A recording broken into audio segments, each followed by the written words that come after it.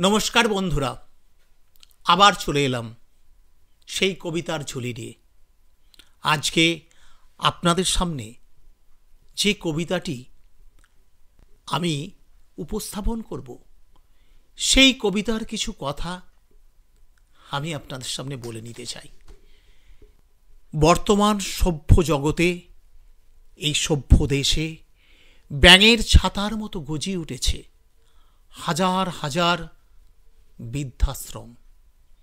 মানুষ শেষ জীবনে এসে নিঃসঙ্গ একাকিত্বই ভুগছে। মানুষ আজ স্বার্থান্বেষী হয়ে উঠেছে। মানুষের মন থেকে হারিয়ে যাচ্ছে ভালোবাসা, মানবিকতা। মনে বাসা বাঁধছে অর্থলোলুপ, লালসা আর আধুনিকতার উল্লাস। প্রত্যেক পরিবার আজ সুখী পরিবার হতে চায়। কিসে সুখ? একটা পুত্র অথবা একটা কন্যা। সেই পুত্র অথবা কন্যাকে সমাজের শীর্ষে প্রতিষ্ঠিত করতে হবে। কিসে প্রতিষ্ঠিত? মানবিকতায় প্রতিষ্ঠিত না, অর্থে, বৈভবে, বিলাসিতায়। আমরা সেই প্রতিষ্ঠিত করার জন্য সদা সর্বদাই ব্যস্ত থাকি। ছোট থেকে তাদের ভালো স্কুলে, ভালো কলেজে পড়ানোর জন্য আমরা আমাদের সর্বস্ব ব্যয় করে থাকি। সেই ছেলেকে সবার থেকে শীর্ষ নম্বর পেতে হবে, বিদেশে একটা চাকরি পেতে হবে। এই নেশায় আমরা সদাই মগ্ন থাকি।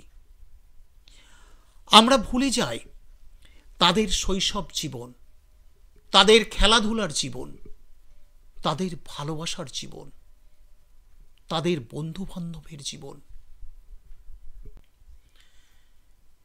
তাই এই ছেলে মেয়েদের জীবন তৈরি হয় এক ভালোবাসাহীন কংক্রিটের জীবন।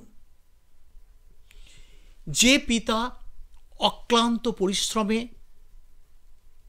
তাদের উচ্চশিক্ষায় শিক্ষিত করে, সেই পিতামাতারা আজ বৃদ্ধাশ্রমে চোখের জলে বুক ভাসায়।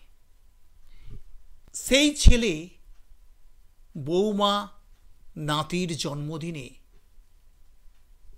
আধুনিকতার উল্লাসে মগ্ন থাকে, অথচ নিজের পিতামাতার জন্মদিনের কথা তার মনেও আসে না।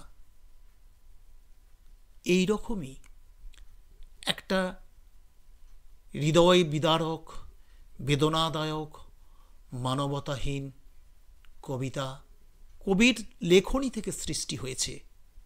কবিতার নাম জন্মদিন, কবি শুভ দাশগুপ্ত।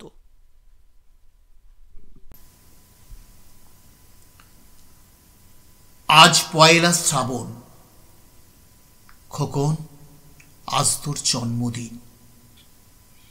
তুই যখন জন্মেছিলি, আমরা তখন যাদবপুরে নতুন গড়ে ওঠা কলোনির টালির ঘরে। তোর স্কুল মাস্টার বাবা সেই হ্যারিকেনের আলো জ্বলা ঘরেই আনন্দে আর খুশিতে ঝলমল হয়ে উঠেছিলেন। তুই আসার পর তোর বাবা নাম রেখেছিলেন সুকল্যাণ। মানুষটার মন ছিল শিশুর মতো, অভাবে অনটনে বেঁচে থাকার নানা দুর্বিপাকেও ভেঙে পড়তেন না কখনো।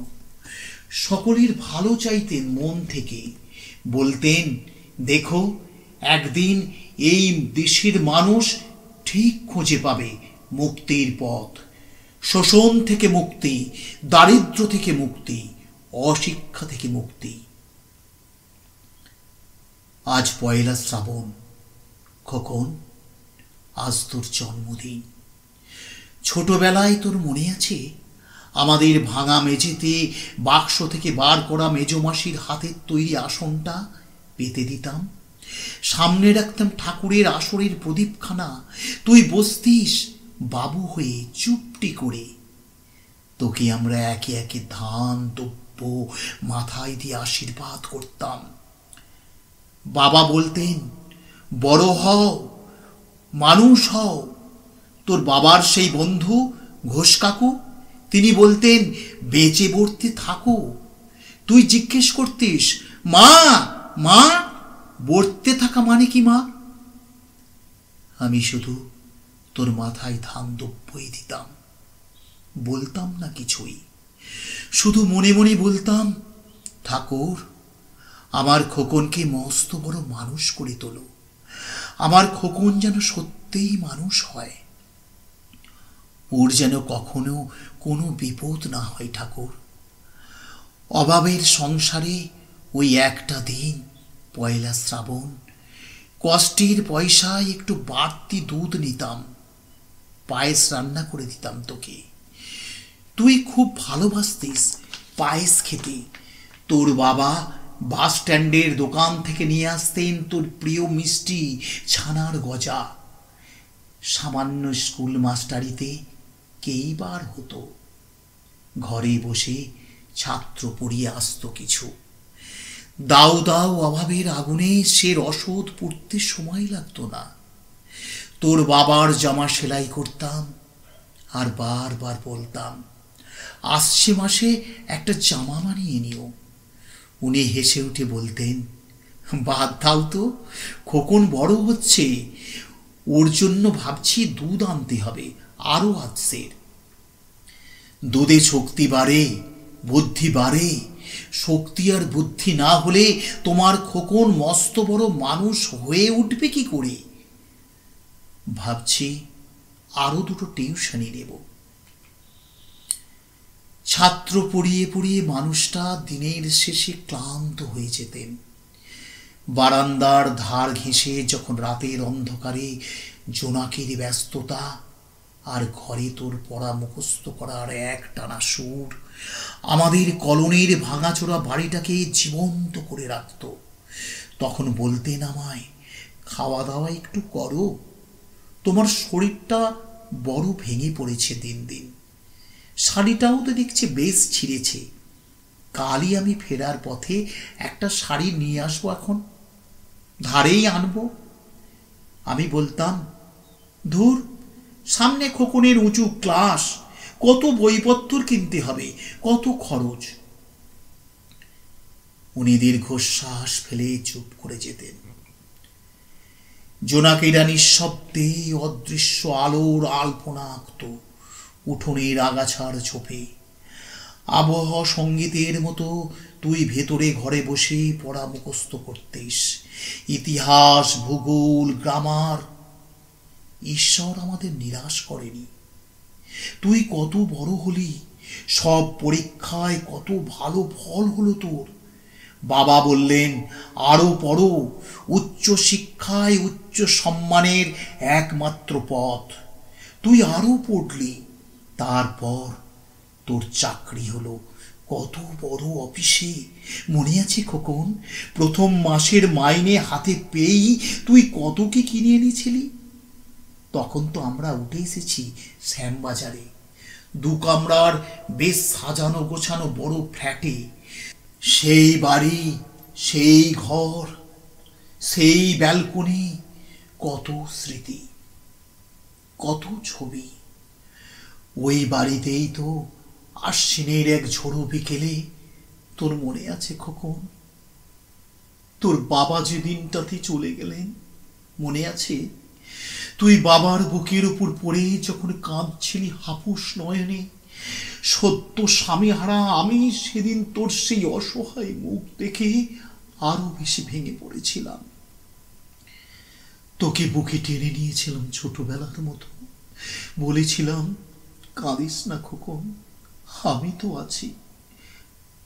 আজ পয়লা শ্রাবণ, কলকাতা থেকে অনেক দূরে মফস্বলের এই বৃদ্ধাশ্রমে আমি একেবারে একা খোকন, একেবারে একা। তোকে বড় দেখতে ইচ্ছা করছে রে, তোকে, বৌমাকে আর ছোট্ট বিল্টুকে।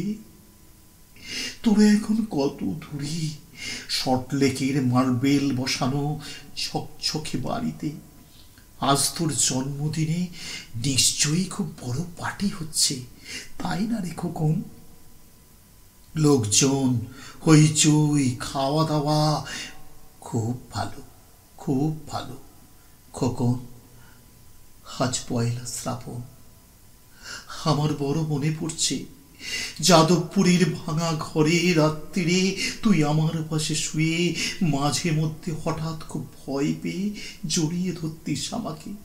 আমি বলতাম, ভয় কি রে, আমি তো আছি, মা তো আছে খোকন। যার মা থাকে তাকে কি ভূতি ধরে? তুই নিশ্চিন্ত হয়ে ঘুমিয়ে পড়তিস আমার বুক জুড়ে। তোর আধুনিক সংসারে এই বুড়িটার একটু ঠাঁই হলো না রে খোকন। প্রতিমাও তো মা, ওরও তো আছে আমার খোকনের মতো কোল আলো করা এক চাঁদের টুকরো। কিন্তু সময়ের কি আশ্চর্য পরিবর্তন! খোকন, তুই বোধ হয় আর এখন পায়েস খাস না, তাই না রে? তুই জানিস না খোকন, আজ আমি সকালে পায়েস রান্না করেছি। হ্যাঁ, তোর পাঠানো টাকায়। সারাদিন এই পায়েসের বাটি সামনে নিয়ে বসে আছি রে, এখানে, এই বৃদ্ধাশ্রমে, আমার একলা ঘরে। আর কেউ নেই খোকন। তুই একবার আসবি খোকন, একবার, শুধু একবার।